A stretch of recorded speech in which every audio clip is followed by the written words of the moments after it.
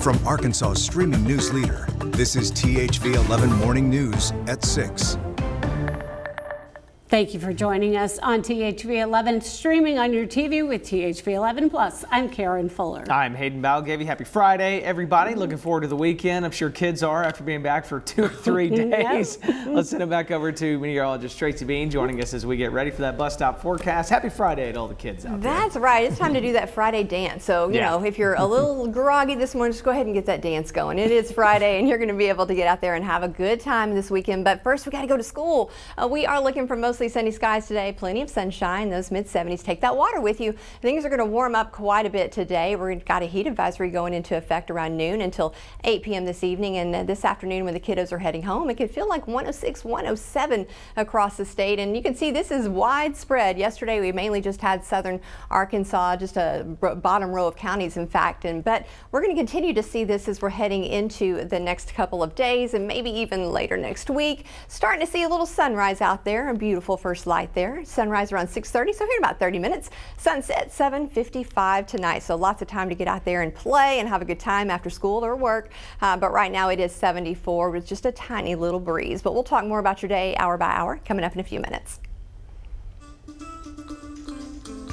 THV 11 has been following this story since calls came into our newsroom just after the 4th of July. EBT benefits were taken out of hundreds of benefit accounts without the account holders knowing, leaving families across the state forced to make hard decisions without those EBT SNAP benefits available to them. THV 11's Tamer Knight is here now with some steps that state leaders are taking to try and stop these scams from happening again. Good morning, Tamer.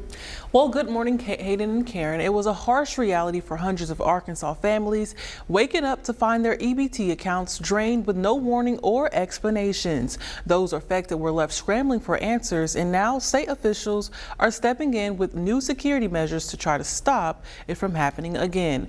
Just over a month after EBT benefits were taken out of families' accounts, the Arkansas Department of Human Services has stepped in to protect clients' information and their benefits. Some of those measures include protecting the phone lines where clients can call for replacement cards or to change their PIN. To help protect against frauders, DHS put an anti-fraud protection on their phones, but that's not the only protection DHS is looking into. When a credit card from a bank has purchases that seems like it could be a scam, an alert is sent out. That doesn't happen with EBT cards, but that could all soon change. DHS is also looking into having a fraud notification sent to the account holder if a purchase is flagged. It's not a short-term fix, and that's what makes all of these other things that we are trying to make clients aware to do to help protect themselves, and why we have increased the fraud measures at our integrated voice response. DHS will also like to remind the public that you can go to ar.gov/snapfried where you can report problems with changing your PIN over the phone. You can also download the app where there's a link to report benefits stolen as well as tips to protect yourself. Now, while these new tools mark a step forward, DHS says long-term changes will take time. In the meantime, families are urged to stay alert, check their accounts regularly, and report anything suspicious. For THV 11 News, I'm Tamer Knight. Also developing this morning, Arkansas Attorney General Tim Griffin now says Zhengguan Liu has been arrested on human trafficking charges following raids at 3 massage parlors in Hot Springs. Griffin says his office seized about $16,000 in cash, including currency from China and 4 other countries. Human trafficking has been one of his priorities since taking office, and on Thursday he shared why he is pushing so hard on this issue. The human traffickers are the lowest of the low. If you're willing to traffic a human and put people into sexual slavery, there's almost no other crime that you won't do. So when you are dealing with human traffickers and making progress on that front, you are simultaneously getting rid of people who are engaged in drug trafficking, rape, theft, possibly even murder. He believes Liu likely owned other similar businesses across the country. So far this year, authorities have identified 23 victims and served search warrants at 13 massage businesses. The U.S. Supreme Court is allowing Mississippi to enforce a controversial new social media law. It requires platforms like Instagram to verify users' ages and get parental consent before minors can open accounts. If that sounds familiar, Arkansas passed a similar law in 2023, but a federal judge blocked it earlier this year. In Mississippi's case, different judges have let the law move forward while the legal battle continues. The Supreme Court then backed that decision Thursday. The same coalition of tech companies and advocacy groups that fought Arkansas's law is now challenging Mississippi's. Tensions flaring overnight in Washington, D.C. as the city pushes back against President Trump's federal takeover of local law enforcement. The U.S. Attorney General named the head of the DEA as D.C.'s emergency police commissioner, a move the mayor and city attorney call unlawful. National Guard troops remain stationed across the city, mostly as a visual presence, while violent crime in the district stays near a 30-year low. Local residents and de-escalation teams warn the heavy federal presence could spark protests and complicate efforts to keep the peace.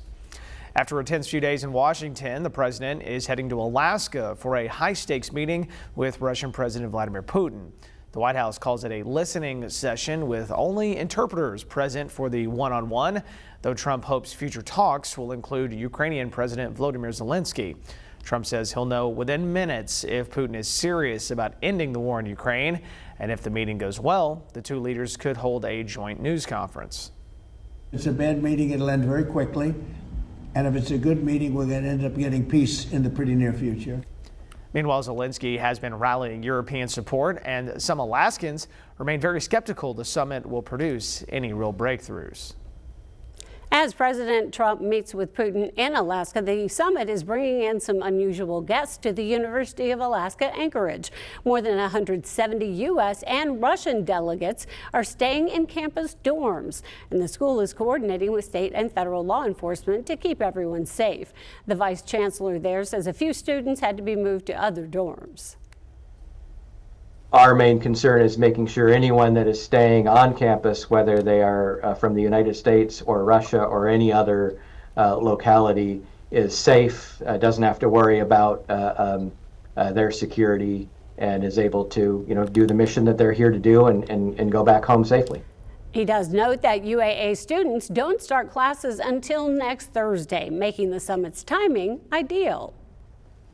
Americans are cutting back on drinking alcohol at the lowest levels seen in decades. A new Gallup poll shows just 54% of U.S. adults say they drink, the lowest figure ever recorded in the poll's history. This drop comes as a record 53% of Americans now believe alcohol, even in moderation, harms your health. Researchers point to a sharp decline among young adults, falling from 59% last year to just 50% today.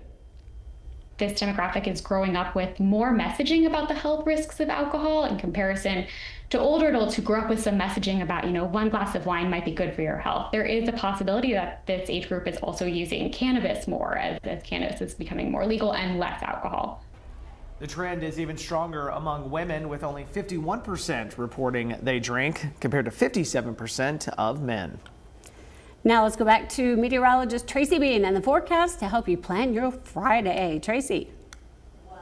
Friday is going to get there. I am. Friday is going to be here, and it is going to be a great day. We're going to finally see the weekend, but we're starting off with sunny skies. It's going to be great. We're going to see plenty of cloud cover coming, and we could see some very, very brief isolated showers into the afternoon with that afternoon heating. Looking for a high today around 96, though. So again, it's going to get warm, and we're looking for those heat index values to soar as well. The entire state will feel in the triple digits this afternoon. 107 here for Central Arkansas, seeing 109 down there in Camden, possibly even a little bit more in Texarkana. Even northern Arkansas is in those triple digits. 105 for Clinton, 102 for Mountain Home. We do have a heat advisory today. That's going to be from noon until 8 p.m. this evening. That heat, well, it's going to linger for a while, and those rain chances keep diminishing. We'll talk more about that in my forecast coming up.